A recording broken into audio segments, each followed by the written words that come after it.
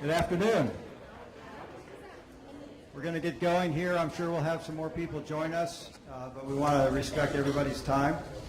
I'm Dave Ferguson. I'm the Associate Dean of the College of Architecture and Planning. We are very excited today to continue our relationship with HAP's Emmons Distinguished Professorship Awardee, SmithGroupJJR.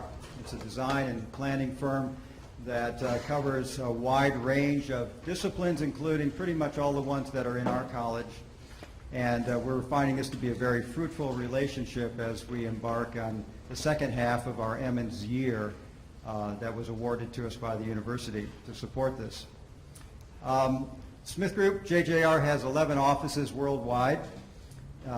They have, in addition to the disciplines that are in this college, a number of specific expertise areas, including sustainable design, urban development, healthcare facility design, waterfront design, construction administration, and campus design, to name just a few. This firm and its offices were responsible for Ball State's master plan that was just approved recently, and we are continuing to engage with them as that plan is developed in more detail. Additionally, within the Smith Group firm, we have a lot of alumni, one of whom has been part of the master planning team, Michael Johnson, who's a landscape architecture alum. Where are you, Michael? There he is, who's joining us today to support his colleagues. Our two speakers are particularly unique in that they're going to talk about how a worldwide multidisciplinary firm approaches sustainability and related issues, energy, etc., issues that drives excellent design and planning all the way through all of the various scales of a project. So most of you know that projects often start with a very wide scope of planning and strategies, and then eventually may end up in at a very detailed level of design. And these two guys are two of the strategists that Smith Group relies on to understand that kind of comprehensive flow and to understand how it affects a project at every level. I'm going to introduce them by a brief bio in a minute, but I wanted to kind of diverge for a moment and give you a heads up to a special opportunity that's coming down the pike in relation to our partnership with Smith Group. We have been invited, CAP students and faculty have been invited to collaborate with the firm on a planning and design project involving the Chicago stockyards, which is a mile square area in the heart of Chicago that is highly underutilized and literally embraces all of our professions in this building and more, and is ripe for a rethinking. And the city is very interested in new thoughts about the space. The Chicago office of Smith Group JJR is our host and is also interested in this, and will probably unleash some of their summer interns next summer on the project. But we're going to jumpstart it by heading up there in February and bringing a team. So our Master of Urban Design students who are based in Indianapolis will be part of that team. Some of the other students who work in Indianapolis as well as from this campus are going to be invited to participate, and there will be a call with more information on that very quickly. We have an 8 o'clock meeting tomorrow morning where we'll probably finalize details, and then you'll be hearing about it. So I encourage you students to think about whether you'd want to come up for a long weekend and help us kind of plot the future for this space. And then whatever we determine in terms of that original scope in February, we'll continue to build on. So hopefully even into the summer and next fall, we'll be taking groups up there and continuing to do more detailed work. And that's kind of an old image of the stockyards. Okay, now for our speakers. So Don Posson is co-director of sustainability and Corporate Director of Engineering for Smith Group JJR. He maintains oversight for building systems engineering in all global and domestic branches. He received a Bachelor of Science in Architectural Engineering from Kansas State. He is licensed to practice in 17 states. He is a nationally recognized leader in high-performance integrated systems design and has significant experience leading the development of award-winning designs for large and small-scale sustainable projects. including the world's first LEED Platinum building and several net zero energy buildings. He's lectured on the integration of sustainable design approaches at numerous universities. He's been published in Consulting Specifying Engineer, Engineered Systems, Architectural Record, as well as Environmental Design and Construction magazines. Steve Baumgartner is a principal also at Smith Group, and he leads the Urban Systems and Infrastructure Strategy. He specializes in integrated infrastructure planning, energy strategy, and sustainability framework development and implementation. He has a rich history of creating unique solutions to assist his clients in meeting high-performance economic and strategic missions across scales. He teaches and lectures at colleges and universities throughout the country, including a new 3-part class he co-developed on high-performance development at Columbia University. He regularly speaks about low-carbon campuses and pathways for success, with lectures including taking zero net energy from building scale to campus scale and strengthening sustainability action plans, expanding the scope of carbon assessments. So both of them are highly qualified to take us into a realm of strategic thinking about the future of sustainability, how it impacts all of our fields and at every scale. They've got some great stories to share with us, and so let's welcome them. The name of their talk is Sustainability in Play, Working Across Scale and Performance-Driven Economies.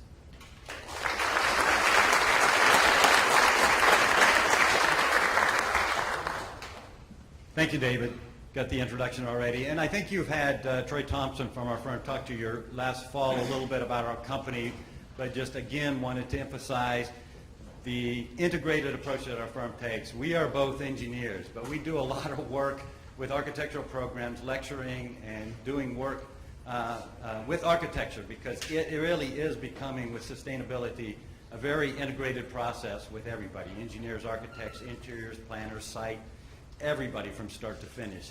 And just like this map has, it's no longer single dots where we work within individual offices. We're working across offices, so it's not only across disciplines. We may have teams with people working from various cities, which makes it even more exciting when you're drawing upon expertise to really delve into the depths of expertise that you need to attack sustainability.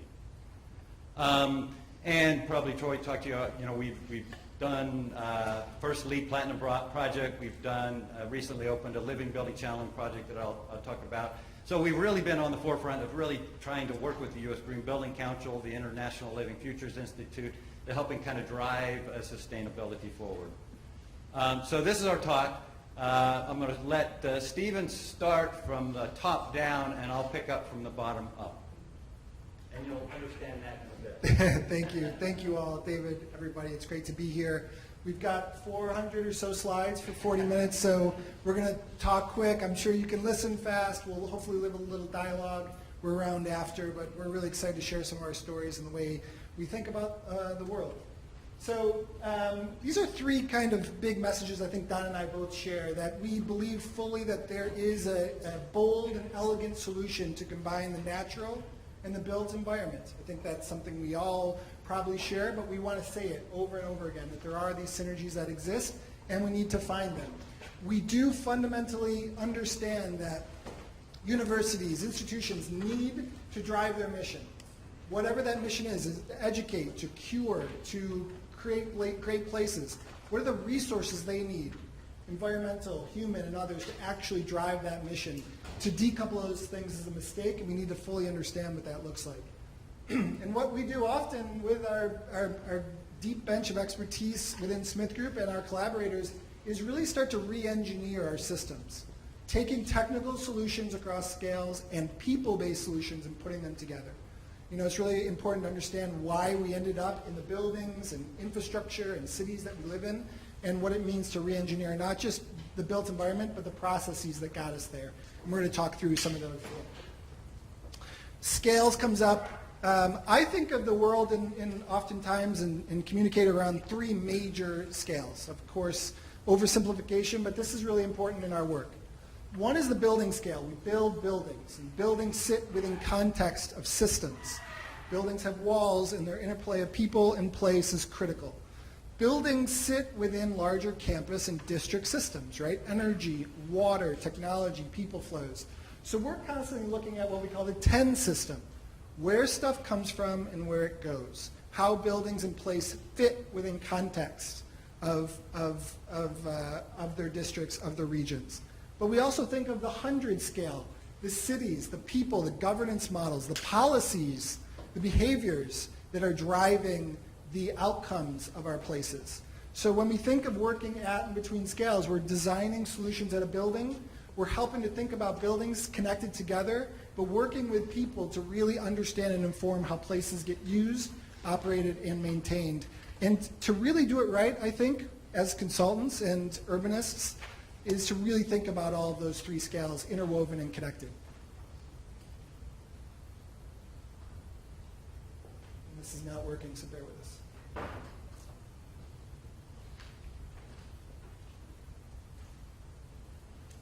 Sorry guys, I can't advance anymore. If someone could give me a hand here.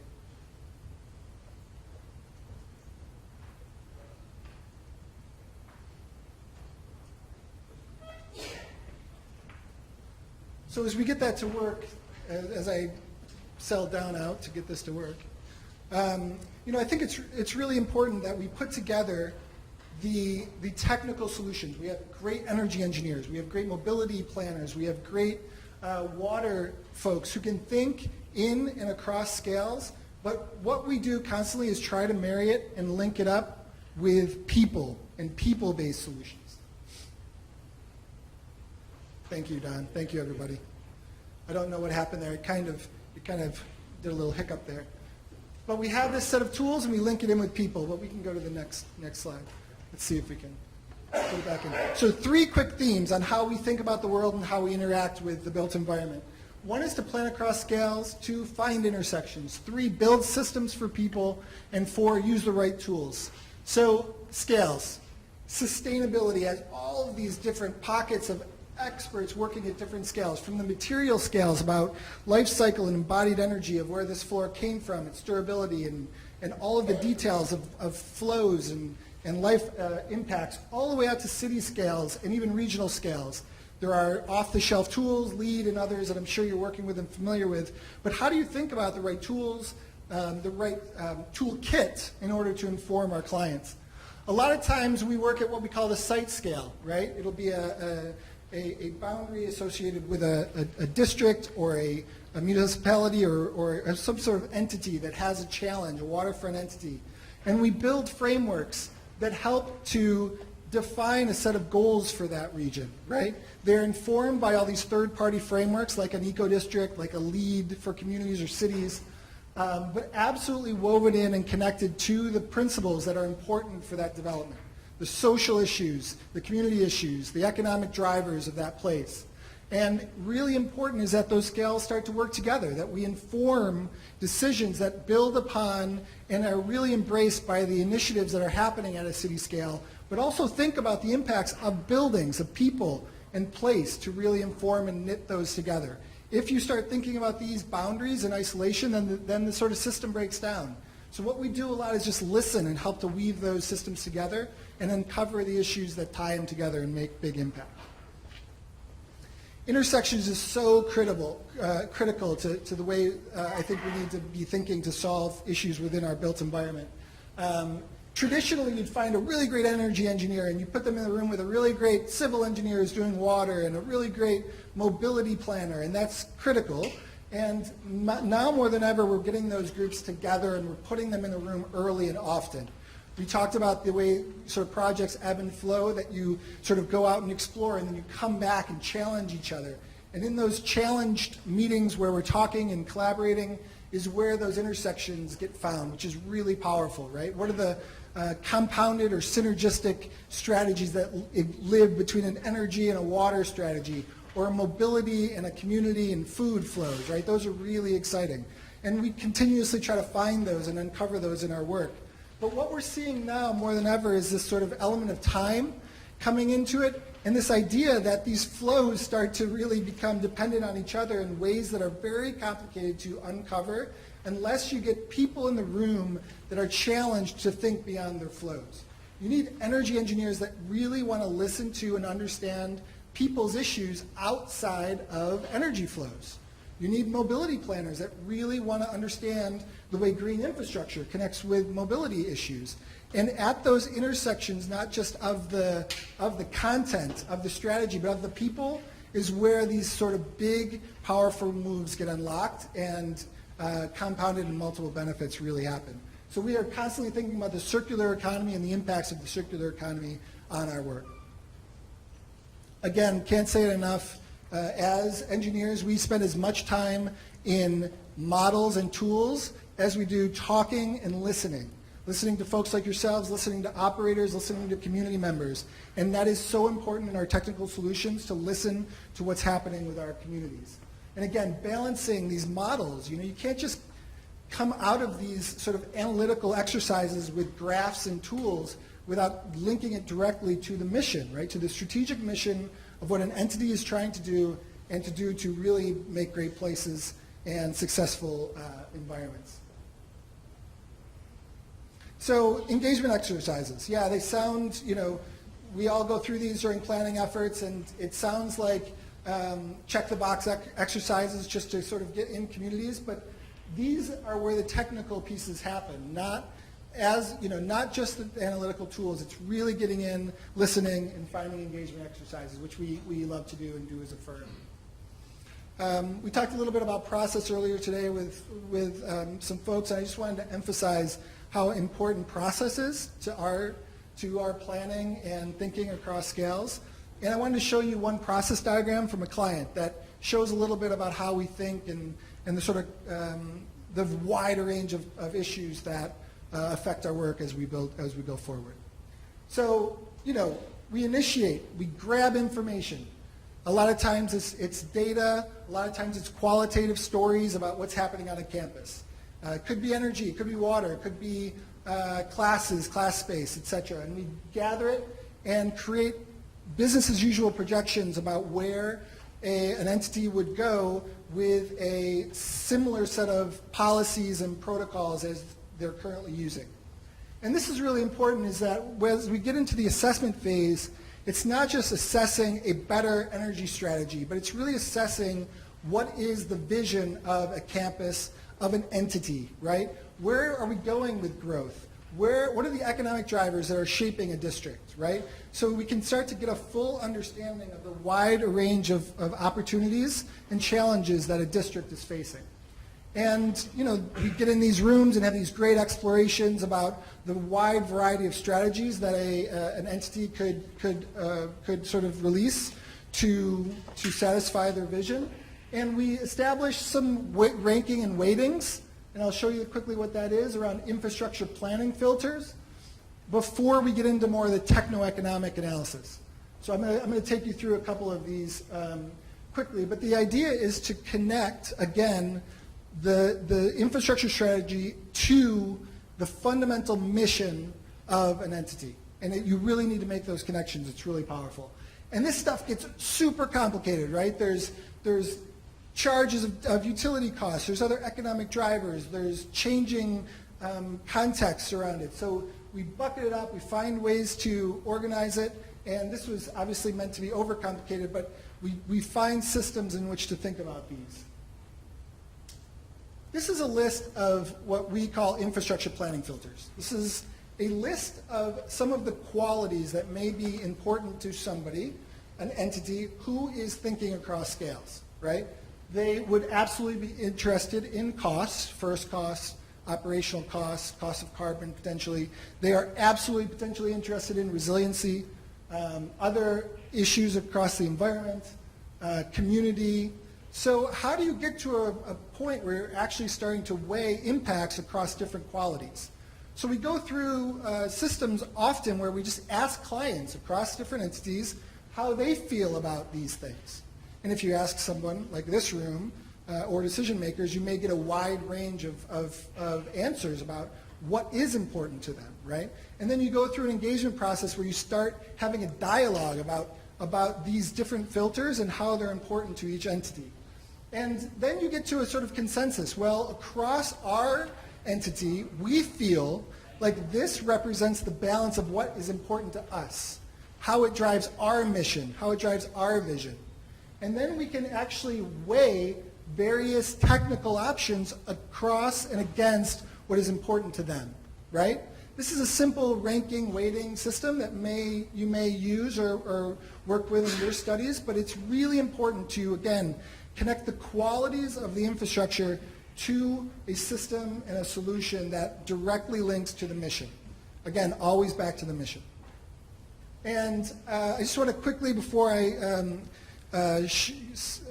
hear from Don and some stories more at a building scale, this is one example, right, where this was a waterfront corporate campus where we were thinking about connecting brand to place and how a infrastructure and a strategy, a systems approach strategy would drive the brand in a variety of different ways. So the balance of energy, water, landscape and ecology, security, education became this really rich set of opportunities for this one particular client. And over a series of these workshops and engagement efforts and techno-economic analysis, where we really run some more detailed evaluations, a scenario started to evolve where we were actually using the bay. We were pulling water from the bay, we were capturing its heat, rejecting, at some points of the year we could use it more like a cooling tower, basically condenser water and reject heat back to the bay. In other times of the year we could actually use it like a chiller, where we could actually use it for direct cooling. But actually by taking water out of the bay, we realized that there was tremendous ecological benefits to the cleaning of the bay and creating all of these amazing connections to the waterfront. Then when we had this water, we said, well, we could just dump it back to the bay, but what should we do with it? Well, we actually started to work with solutions in and around the built environment to make it educational and didactic with the landscape, but also multiple benefits with landscape reduction, irrigation reduction. And then we realized that there was an opportunity to restore an old lake that was on this bay with the water overflow into a connected strategy. So these sort of benefits started to get compounded, and one solution that was fundamental to this master plan became an energy saver, and a carbon saver. It became a critical, beautiful landscape strategy. It was an ecological benefit. So one move that really sat in and between disciplines was woven fundamentally into the fabric of the plan. It couldn't be decommissioned or value engineered because it was so critical to the success and directly connected to the brand. So this was just one example of many of how we think about these sort of intersections and really try to find the right tools to connect place to brand. So I'm sure there's questions. Thank you for listening to me so quickly. I'm going to pass it to Don, talk a little bit more about building scale, and then we'll hopefully have some time for some Q&A. Thank you, guys.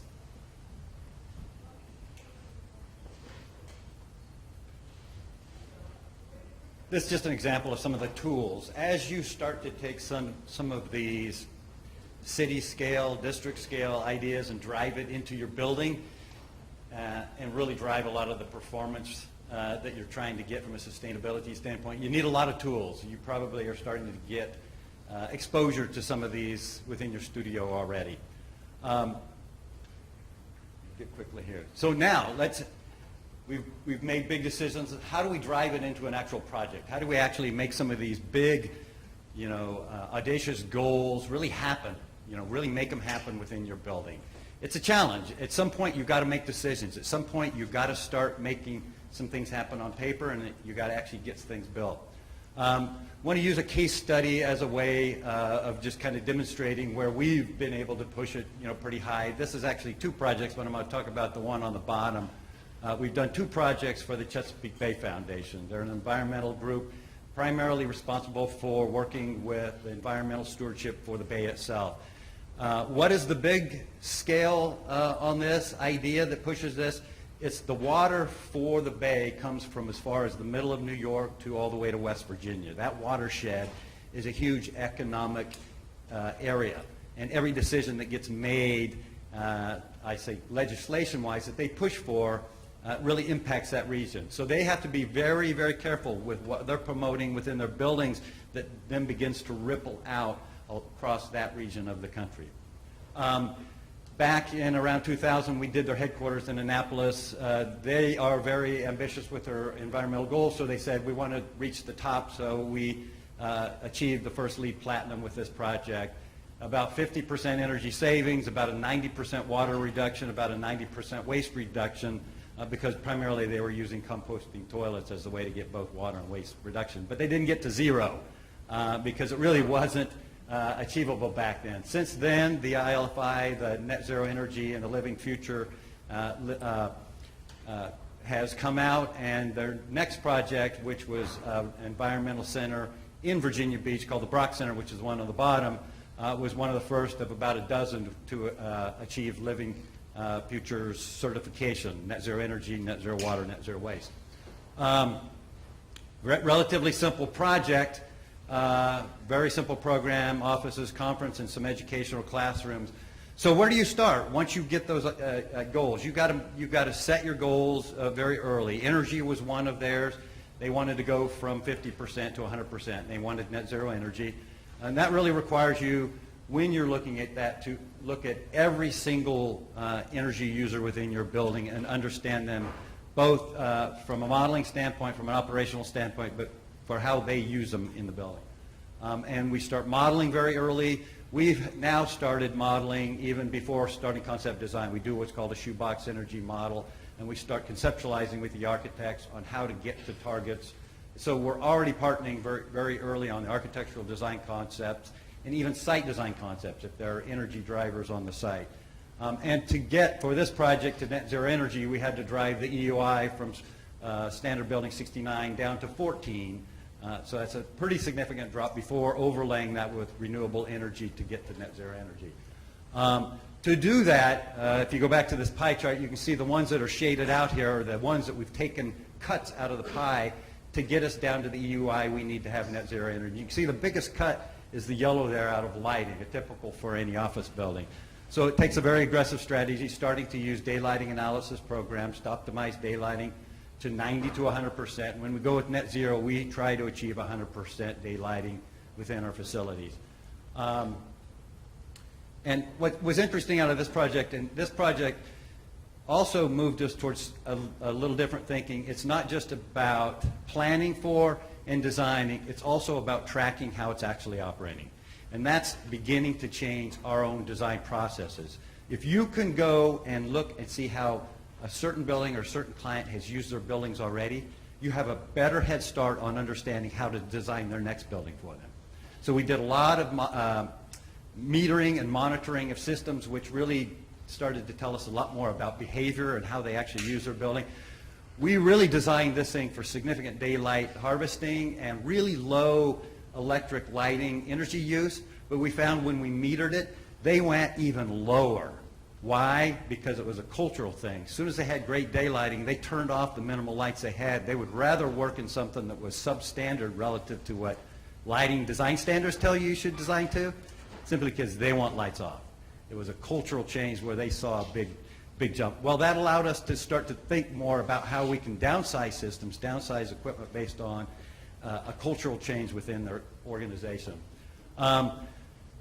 Receptacle power is another big cultural change. How many times do you think when you're designing a building, you need to go in and talk to the people and tell them what kind of equipment they need to plan to buy before you walk in and use that building? We had to talk to what they were going to purchase for their equipment so we knew how much energy their computers were going to use, because you can see for the different types of computer equipment how many PV panels would be required based on the kind of equipment, computer equipment they were going to use. And we had to have controls for the phantom loads that they had in the building. But what's interesting is once you get that decision made, that's a lot easier to predict because people use computers pretty consistently. They don't turn off their computers in the middle of doing something. So our predictions of that were very accurate, whereas our predictions of the lighting energy were hard to understand that big difference. So we did a lot of tracking on the energy, both on the usage and the production side.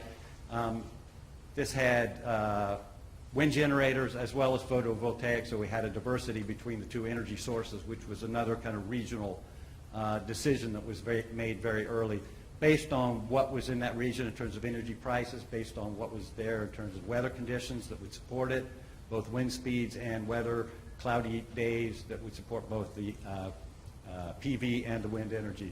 And the wind energy, although it was a little erratic over the year, it was actually pretty close in terms of the actual production of it. We had some months with hurricane winds that doubled the wind energy and others where it was calm as ever and we couldn't. So it's a little unpredictable, but it is pretty consistent within that region. The photovoltaics was a little easier to get close on our estimation of the energy produced by the photovoltaics. But what we found was we produced a lot more, primarily because the ratings on photovoltaic panels are made based on degradation of their output over time. So you initially get more energy and it degrades over time. So we were getting way more than we needed, but probably 5 years down the road we'll get a lot closer to what we had estimated. But the biggest thing from a system standpoint when you start to drive a lot of these innovations is that you need to begin to have, as Stephen was saying, conversations about operations and conversations about usage and how people are going to use buildings, because you can't make decisions about some of these that require a different way for them to use a building, a different way to maintain it, unless you get their buy-in. You can't head down that path with design until you understand they're going to accept it. So we had some systems that required significantly more maintenance, and they had to hire different people to actually take care of them. We had strategies in terms of daylighting and natural ventilation control that were somewhat driven by how they wanted to see things visually to decide when to take advantage of some of these passive strategies. So they played into that conversation. Productivity, the huge impact that you get out of a lot of these sustainability strategies. You've probably seen this chart before, the 330-300 rule, where $3 is your utility bill, $30 a month is your rent, and $300 is your salaries. So anything you can do to increase your productivity is significantly increasing your economic viability to push for these sustainability strategies. So we have begun to collect as a company and work with our clients to talk these through early in terms of what's your productivity reason for having more daylighting, for having better lighting control, better ventilation. Ventilation codes went to reducing it for many years because it was energy efficient to reduce the amount of fresh air. We're now going back because we're finding the energy savings we're getting is destroying our productivity by having not enough fresh air and fresh air not at levels that keeps us at a productive level. So it really has driven some of our design decisions. So these decisions have to be made again very early. What is the air quality, your thermal comfort, access to daylight and access to views. And we're now actually, like I said, tracking a lot of this. Not only metering the energy, we're metering the performance, the environmental performance of our spaces. Two different ways. We're doing it both subjectively and objectively. This one we did surveys a year after occupancy, and we also did a lot of testing within the facility in terms of the actual environmental conditions, not just temperature and humidity, CO2 levels, TVOC levels, lighting levels, noise levels, to really determine if we really made good decisions to drive those conditions to good productive levels. So we use survey forms like this and located sensors throughout the spaces that would take this over the year. And in general, we found that all of these sustainability drivers were pushing everything up. The one that wasn't was it was driving us into some acoustical problems because of the open office environment and a lot of privacy issues and a lot of the environmental materials which are more reflective and not absorbent. So it's changed some of our design strategy with some of those. This wasn't done as a certified building, but a lot of the principles when this was being developed were developed and used in the project. And ergonomics as well, we're finding a lot of workspace comfort, local heat and ventilation and lighting control, and even right at the chairs, we're starting to look at that in terms of local environmental control to drive some of this up without big expensive systems. And water, because this building was at the mouth of the Chesapeake Bay, they said they wanted zero water and zero waste. Which was a challenge. The first project we did with them took it to 90 because the composting toilets only required us to have potable drinking water for showers, drinking, and hand washing, the typical plumbing code driven things that have to have EPA drinking quality water. And Rainwater has never been used for drinking water in a commercial building in the United States until this. So we spent a lot of time with local jurisdictions, the local EPA regulators, to actually get approval for this rainwater reuse system to be used for drinking water within the facility. It put a huge burden on them operationally, though, because they have to have an on-site person, because this is actually classified as a waterworks, just like your public waterworks is for this individual building. So they have to do a lot more monitoring of their systems and reports on a regular basis to the EPA, because this is an actual waterworks. And a lot of work that was done on materials, local materials and healthy materials, because as we look at strategies for the environmental ventilation, we also have to understand that we're not pushing any materials in that are going to create problems in the future. So that was moving pretty quickly on our case study. So with that, we'll open it up to questions. Thank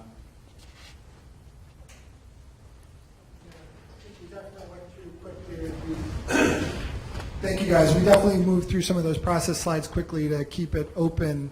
I know there's a lot of great conversations here about process. There's a lot of conversations about scales. I've been so honored to work with Don to be able to, just challenge each other really more about these intersections of how building solutions affects infrastructure solutions and vice versa, all really knit together with people and process. So we're happy to go back to slides. You can challenge us with some of the ideas that you're having. We'd love a dialogue with you about what's in your minds and what's in your worlds. Should we give you the mic? No, it's okay, I can yell. Have you looked at any daylighting strategies of pushing light into the space a lot further, like lighting shelves or those kinds of components? Absolutely. I mean, on every building scale project, we get an opportunity to work with architects who understand massing, stacking, and programming, positioning early and often, to just understand opportunities, and then getting down and working at a facade materiality level to really understand implications of design. The facade needs to do so much for our buildings now, right? I mean, it needs to engage, it needs to create transparency, it needs to create connectivity, it needs to be the thermal vapor barrier, it needs to be this intersection with daylight. So it's not, these issues are never one discipline, especially with the facade. We get modelers, energy, lighting, daylighting, CFD modelers in the rooms with architects and programmers to think about how these buildings really work within their environments. And the answer could be a light shelf, it could be a fin, it could be programming to understand that maybe a more daylit area wants to have a different type of flexibility or use. So it's definitely a kit of parts driven by expertise and process that brings these people together. Yeah, we use light tubes, clear stories. I mean, that's one of the very early things that we study, is to drive the daylighting up. We look at all the options. And it depends on the building type. We're doing a lot of interiors fit-ups even, where we're bringing in light tubes into existing buildings, where we can't really change the facade, but we can drop things on the roof and still bring in more daylighting in a lot more economical fashion. So where we wouldn't have looked at that, several years back, a lot of these more ambitious goals in terms of the daylighting is driving us to start look at some of these technologies for increased daylighting. Could you talk to the size of team that you typically work with and what the cycle of decision-making and coming together is, how often it happens, what it's like?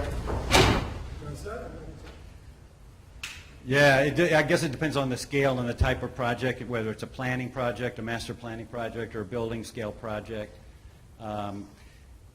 We're starting anymore with more at the table anymore with a lot of these sustainable projects, especially if you're looking at the building scale. I'll talk on the building scale. I'll let Stephen talk more on the planning and the master planning scale.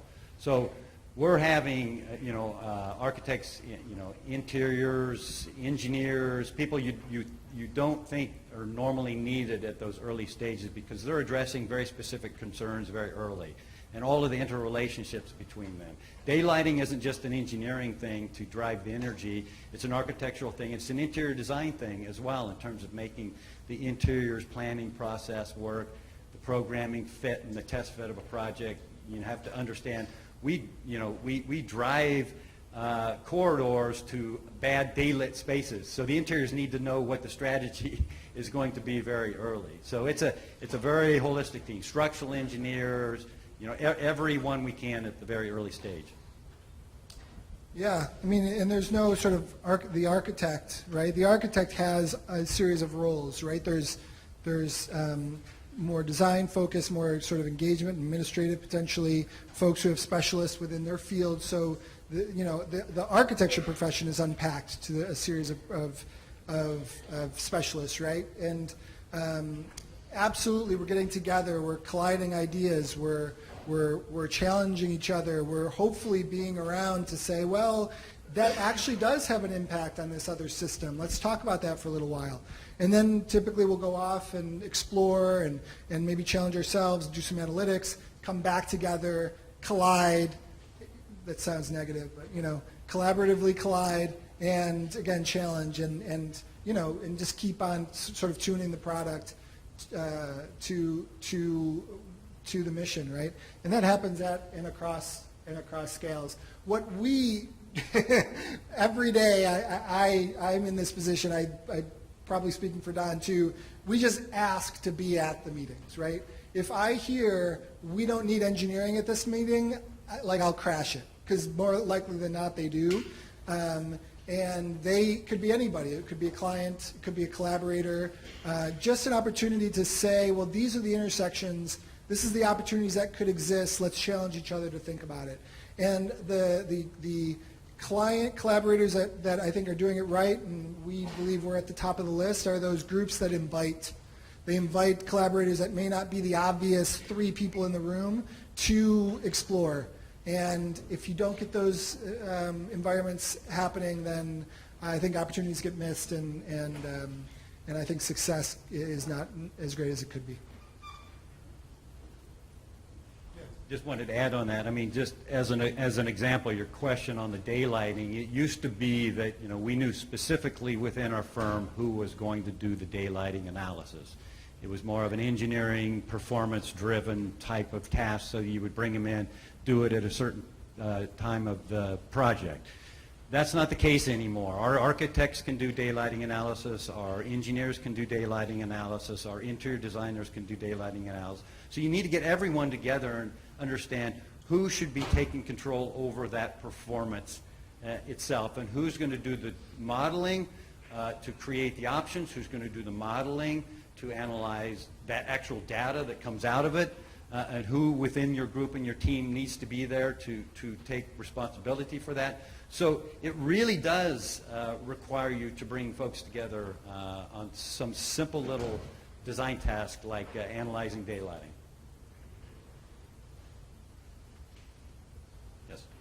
You guys talked about building or having the cultural shift in the projects. Is that sort of the result of the working with a motivated client, or do you find yourself needing to sometimes push that cultural shift, teach them to do something? The question was about cultural shift. Is this something that's sort of inherent to the client and client type, or is it something that we can push and encourage?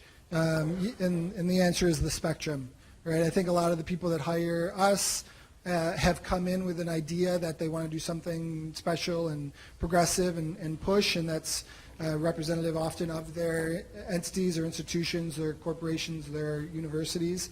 But just as often, people that we work with don't know what it is and where to go. So we are educating, we are challenging, we are trying to think about the place, the building, the campus as a living thing, and give them the tools that aren't just around the built environment, a better light bulb, a better pipe. It's about systems that help to reach success. And that could be an organizational model, it could be a partnership, it could be a better sign, right, to help encourage. So, what I love about what I do is that we're in as many, again, conversations about the better light bulb as we are about a better process and a better maybe organizational structure to drive some of that cultural change.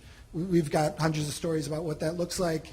across the spectrum, but the answer is really it varies with the people we get to work with. Yeah, but wherever possible, we like to dive in immediately with making sure we understand where they want to go for sustainability, even if they don't bring it to the front, and walk them through our process that we think is going to benefit their project, to drive the performance, to drive all of the good things that we're looking for in the project. And a lot of times we end up with roadblocks. There are clients that just, I think they hear that word and they think, these guys want to just throw money at my project. That's it. I don't want to hear any more on this. So we have to then flip to basically terminology that's threaded through this presentation that is not that. It's all about worker productivity. It's all about energy efficiency. It's all about return on investment. Those things they will listen to. It's the same thing. It's just worded in things that they're going to accept. And so you have to kind of sometimes navigate your own client in terms of what their language is going to be with this stuff. This is really open, but I'm curious about the beginning of the design process, especially when you've got a client, or maybe you don't have a client yet, but you know they want to hire for a building, and if they don't really know what they want yet, like which certification they might get, it seems like those all have an implication on scope and fee. And so when you're competing for a client or a project, and you're trying to figure out exactly what it is that they want, it seems like sometimes the order of that unfolding doesn't necessarily line up with that number for the fee. So how do you dance through that and make sure that you don't end up writing it off? Yeah, I mean, how do you understand how far they want to go very early so you can set your fee and know how much time it's going to take, basically. You just have to ask a lot of questions. You have to ask, and we get caught with that a lot of times in responding to RFPs that, there's very little response, or it doesn't give you enough to really understand how far they're going to go. So they just say, lead, we don't know how far we want to go. It's up to you. You're the design professional. Tell us how far to go. Okay, well, we can't do that without you. You have to be part of the decision process. So, you'd have to take a look at what they've done historically, what other work that they've done. So there's a lot of digging you have to do. There's a lot of asking questions, is the best I could say. You don't want to guess. You'll miss if you guess too much in terms of how far they want to go. But also there's conflict internally, right? You have a direct relationship with somebody who's leading the project, and they may not be aligned with the rest of their entity, their stakeholder group. So it's a lot about giving the tools to help get to consensus. And there's a reason these projects are phased, right? We come in, we do a bunch of exploration. We come out of that phase with maybe a good idea of where we're going, but more often than not, we course correct and we come up with a different set of boundaries and constraints. This happens all the time, where we come up into a building where it's presumed that there's going to be, a sort of mechanical equipment room in the building, so that it's already blocked out. And then when we get there, we ask a bunch of questions. Well, you actually have capacity here, or what if that was doubled on this building? It would save you exponentially in other buildings. So those questions never got asked, and the scope corrects. And that happens architecturally, happens systematically, programmatically, and that's why it's not just a series of disciplines, right? We're not architects and engineers. We're consultants more than ever, listening and trying to figure out where to go. And that is as much of the job as it is to deliver a good set of drawings. I would say more. Yeah. There was a question here. Yes. How can a building survive? Like you were talking about with no water, since it was close to the bay, not bringing in water. How would that building be functional and stay for at least 50 years, if not longer? It's all from rainwater. They do rainwater cap. Oops, sorry. It's all from rainwater. The Virginia Tidewater area gets a lot of rain. They get 30 inches a year. Now, I'm working out of the Los Angeles area right now. We got areas around California that get 7 inches a year, so we can't look at rainwater reuse systems for net zero water projects. But the Mid-Atlantic gets a lot of rain. It's consistent. It's never stopped. They've had some somewhat drought times, but even that's 20, 15, 20 inches of rain a year. So they get more rain on site that they can capture with the roof than they can use. So the rest of it they use a lot for irrigation, and then the rest of it goes off in normal stormwater management systems. So it's all from the rain. And the way that the ILFI certification is, they allow you to start with a pre-charge in your tanks from the water that comes from a certain period of time before you start your registering of use of water. Because you can't walk into the building when it hasn't rained yet and use water. So they give you the opportunity to build that up over a certain period of time. But it's all from rain. All of the water used in that building is from rainwater. Now, luckily, they get enough that you can look at gray water reuse systems. So you can have sink gray water that comes out, and then you filter that and use it back again. We had enough rainwater, we didn't have to look at any of those strategies because those are more expensive to filter out to get it to an actual drinking water standard. So if you were in California or drier area, you'd have to look at every single drop of water leaving that site to reuse to get you back to some kind of net zero, or at least close to net zero water usage. Fire sprinklers. No, fire protection, there's just no way, because of the amount of storage that the life safety and the fire safety codes require you have available to hit with sprinklers in a building on a fire. There was just no way to have that quantity on site. Although the first project we did for the Bay, the one on the top, their headquarters in Annapolis, it has 3 wooden water storage barrels that are used, they're rainwater storage, and they are used for the fire protection system there. They had enough there to actually use as the water supply for sprinklers. So you can, but there, unfortunately, we didn't get it to drinking water, so our hand washing sinks were still using a water well that was on site. It was basically the size that you would need for a house. So that building, in their headquarters, the only water that it gets is basically a residential size water well. I can't tell you how important water conversations have been in the last handful of projects at every scale. Architects are challenging us to think about water flows, water health, and the intersections of water and health. Energy, these things kind of come and go in the sort of lead and sustainability world, and things get prioritized. Creating really happy, healthy, productive environments, and water seems to be a theme that is just so prevalent, and everybody wants to talk about it, even in areas that happen to get a lot of water. A lot of areas get too much water. We need to deal with rain and inundation and other things. So, and it's not a conversation that goes to engineers always. It's a conversation in these sort of explorations. Let's talk water flows, water balance. A better facade is a water conservation measure, right? It's a water conservation measure because a better facade means you use less energy, which means you have less water. And those are connections that are real and exist. So it's a very interesting dialogue, I think, more now than ever.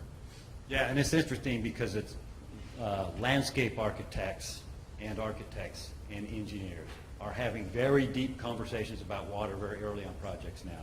In fact, we have a project right now in Washington, D.C. that's just finishing construction. It's using a unique technology. We're actually exchanging energy with the sewers of Washington, D.C. So no cooling tower. All the heat from the chiller gets dumped to the sewer system. And in the wintertime, we're pulling heat out of the sewer systems into the building. It's called sewage wastewater heat exchange. The one big advantage that people hadn't really thought about is that allows us to get rid of a cooling tower on a 170,000 square foot office building. That's about 1 million gallons of water makeup use a year for a cooling tower. Potable drinking water that gets used to go into a cooling tower. The challenge on the project, though, all of a sudden we got rid of 1 million gallons of water use, and we had really ultra-low plumbing use within the building. But the stormwater environmental regulations in D.C. requires us to hold our stormwater on site. So we're required to have a huge water storage tank for rainwater. Well, on one hand, we did a good thing by getting rid of not needing to use water in our cooling towers. On the other hand, We now have to hold all this rainwater because of the stormwater regulations. So we actually went back and forth with the client. Do we just use this rainwater and have hardly any tank at all and just make sure that it goes into the cooling tower so we don't have this big tank? Or do we have the big tank and get rid of the water use in the cooling tower? It was not a simple answer to make. And the landscape architect, the engineer that was designing the systems, the civil engineer that had to do the stormwater management calculations and drawings to submit to the city had to get involved, and the owner had to get involved to decide which strategy was important to them. What was the message they were going to send with the sustainable strategies? And some of these are a little bit conflicting, just like that example, in terms of what you want to do for a project. You've each been exposed to hundreds of projects, and each of you talk about the most interesting project you're working on or about to work on.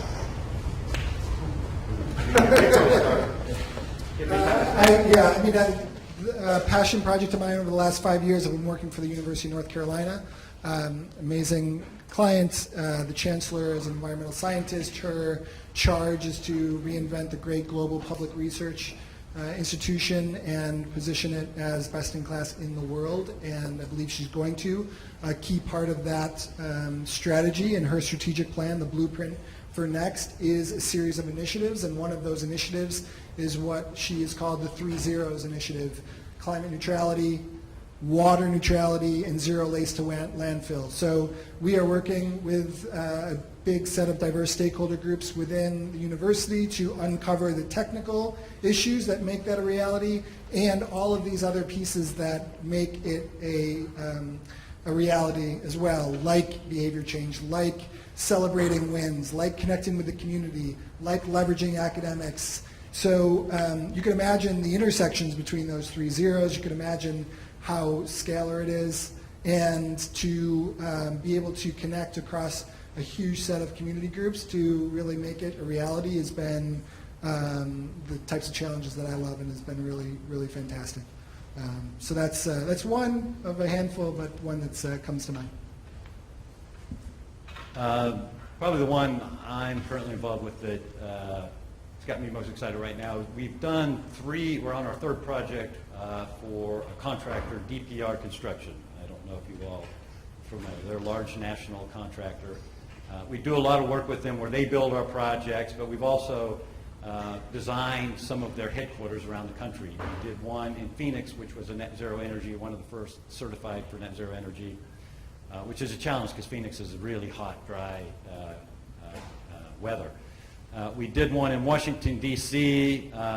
We had mastered a lot of kind of low energy buildings there. And now we're doing one in Sacramento, California. And why it's exciting to me is the ability to do multiple projects with a client and begin to learn every time you do is about the most exciting thing you can do in design.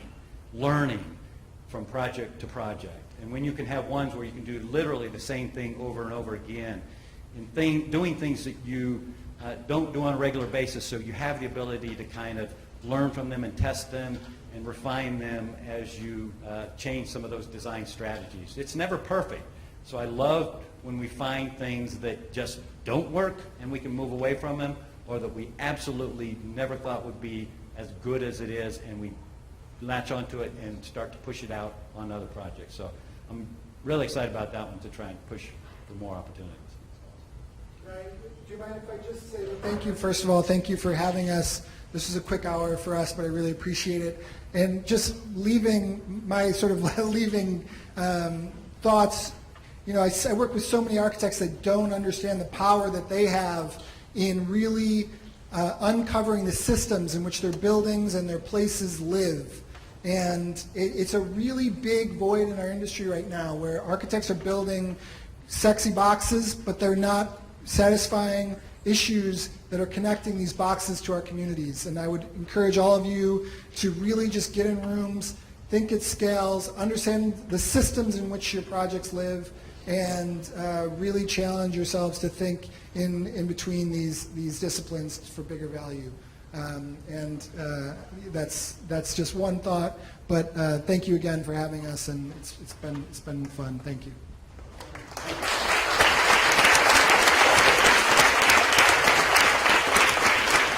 So we can continue this conversation, but we have a reception ready out here. Please join us and feel free to interact with them one-on-one. Thank you.